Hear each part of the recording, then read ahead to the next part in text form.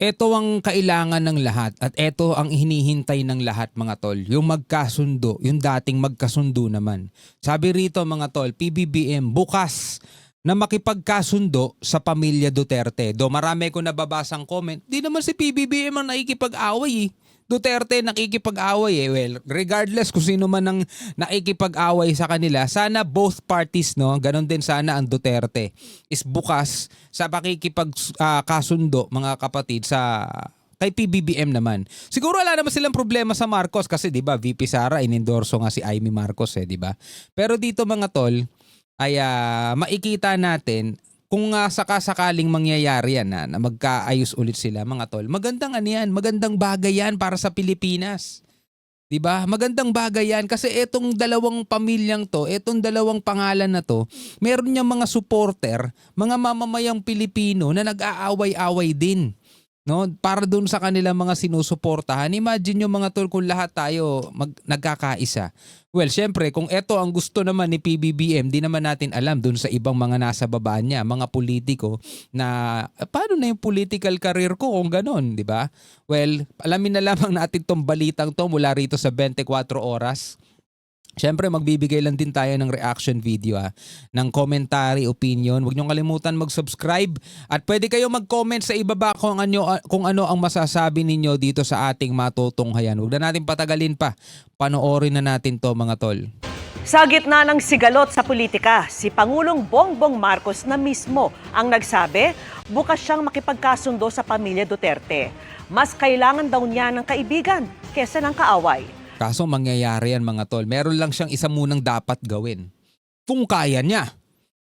Alam niyo kung ano? Maibalik niya si FPRRD dito sa Pilipinas. Pag nagawa niya yon mga tol, posible.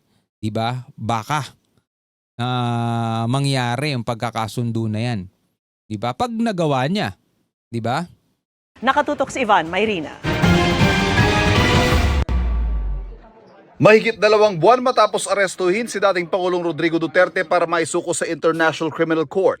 Nagsalita si Pangulong Bongbong Marcos tungkol dito sa kauna-unahang episode ng kanyang podcast na inilabas sa kanyang social media account. Tinanong siya kung gusto niyang makipagkasundo sa mga Duterte.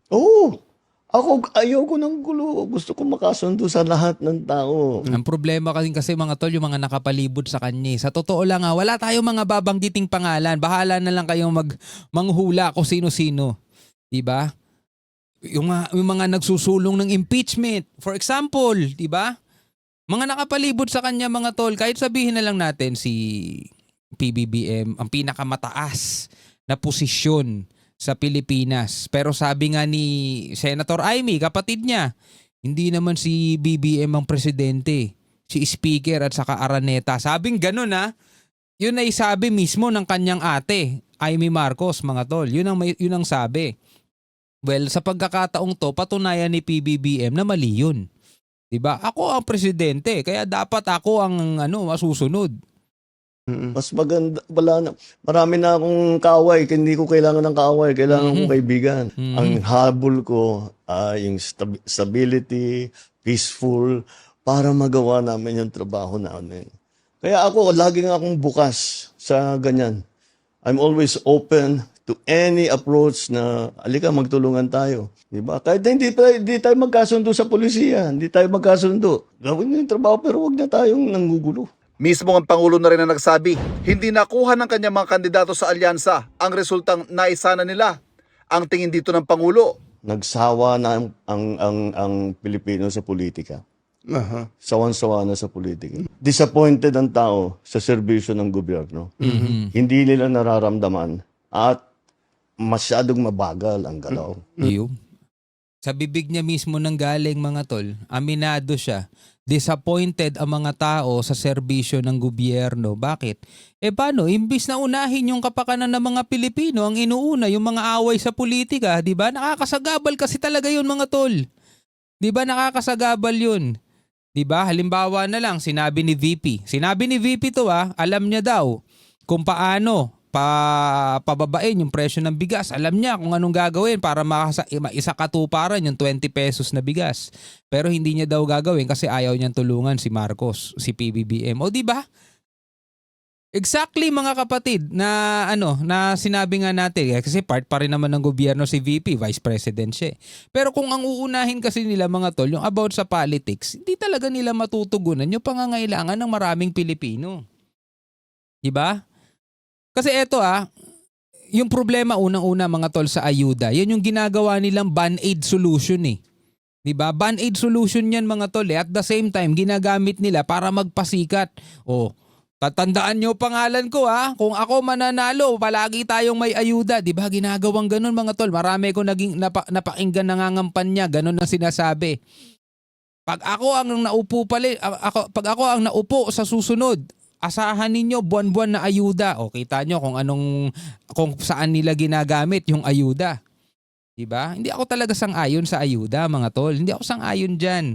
Buti sana kung talagang yung mga mahihirap na nabibigyan problema. Marami tayong naririnig. Pili lang daw. Basta kakilala ka ni ganito, kakilala ka ni ganyan. Diba? So hindi talaga nakakatulong yun mga tol para pagaanin ng buhay ng mga Pilipino. Ng pagbubuo ng mga project na hindi pa nila maramdaman. Nang maupong Pangulo, masyado raw kasing pinagtuunan ng pansin ng kanyang administrasyon ang mga malalaking proyektong pangmatagalan pero hindi agad maramdaman ng tao. Tulad halimbawa ng pangako niyang 20 pesos kada kilong bigas na inabot ng 3 taon bago na isa katuparan. Ang pangkontrol doon sa presyo ng bigas ay ang smuggled na bigas. Kaya nag-hoard. Dahil ang nag-i-smuggle, mga official din ng gobyerno. Sa kanya na mismo nang galing, mga official din mismo ng gobyerno. Kumikita sila. O di bakit nila papalitan? Sige, pasok lang sila ng pasok. Hindi nila iniintindi ang production. Hindi nila iniintindi yung sistema. Hindi nila iniintindi ang presyo ng palay, ang presyo ng bigas, ang kikitain ng magsasaka. Sinagot din ng Pangulo ang sitwasyon ng droga at peace and order, bagay na madalas ipaghambing sa Administrasyong Duterte. Hindi raw kasi mga malilita pusher, kundi mga malalaking dealer ang hinahabol nila. At sadyang hindi raw siya pabor sa patayan pagdating sa kampanya kontra droga. At kahit ano pa man daw ang dato sa krimen, ipinag-utos na rin niya sa pulisya na paigtingin pa ang police visibility para mapanatag ang loob ng mga kababayan. Dapat nga talaga maging mas mabagsik talaga. Dahil wala kailangan talagang maging mas efficient ang mas mabilis. I want to be respected but maybe fear is better. Para sa GMA Integrated News. Ano masasabi ninyo dito sa mga sinabi ni PBBM? Alam niya mga tol, ilang mga nasa gobyerno din ang talagang salot sa lipunan. Alam niya mga kapatid, di nga lang natin alam kung alam niya kung sino-sino yung mga individual na yun. Siyempre siguro kung alam niya baka isa-isa niya nang pinatugis yun mga tol. Diba? Walang pakialam sa mga mamamayang Pilipino. Ang mahalaga sa kanila kumikita sila. Diba? Katulad na lamang nung sa presyo ng bigas, diba?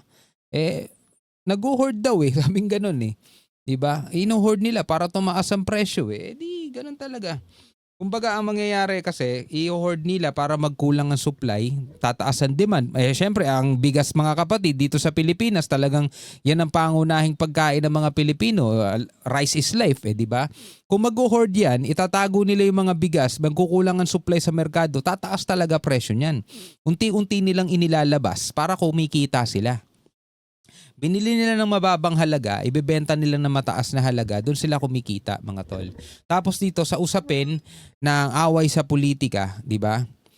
Kahit sabihin natin gusto niya, paano yung mga nasa paligid niya ayaw? Galit sa mga Duterte, kaaway ng mga Duterte, merong iniingatang political career at iniisip nila ang mga Duterte ay matinding kalaban nila sa politika. Mga tol, paano magkakaroon ng kapayapaan kung ang laging nananaig is yung mga personal interest, di ba? But then again, maganda pa rin narinig natin sa bibig mismo ng ating Pangulo na bukas siya sa pakikipagkasundo sa pamilya Duterte. Di nga lang natin alam kung ang pamilya Duterte ganun din. No? Anyway, ipanalangin na lang natin, ipray na lang natin na sana magkaroon ng kapayapaan at kaisahan dito sa ating bansang Pilipinas para sa ganun magkaroon din ng kapayapaan sa ating mga mamamayan. Hanggang sa muli mga tol, ako nga pala si Shobaldi. Peace out.